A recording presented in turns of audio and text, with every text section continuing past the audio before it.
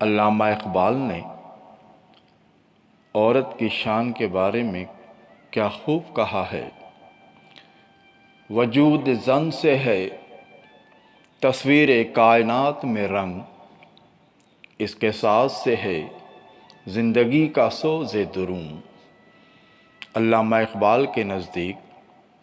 عورت کا وجود ہی اس کائنات کو رنگین کرنے کا باعث ہے۔ ساغر صدیقی ایک ایسے شاعر ہیں جن کو کسی نے ہنستے مسکراتے نہیں دیکھا۔ دکھ، درد، غم و آلام کے سمندر میں ڈوبے رہے،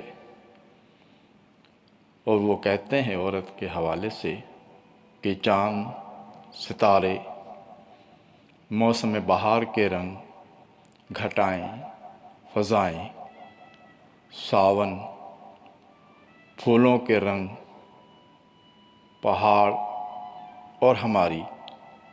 عبادات کا رنگ کیا ہوتا اگر عورت نہ ہوتی۔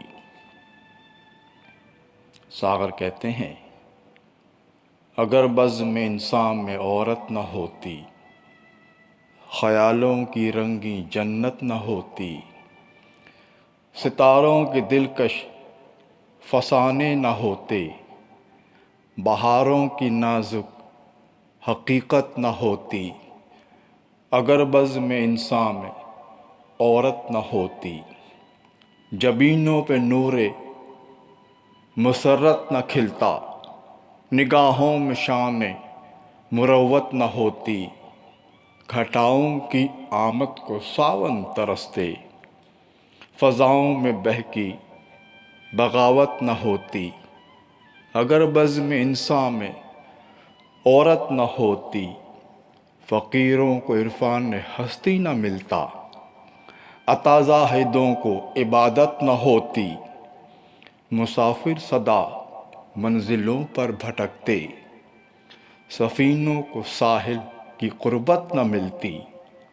اگر بزم انسان میں عورت نہ ہوتی، ہر ایک پھول کا رنگ پھیکا سا ہوتا،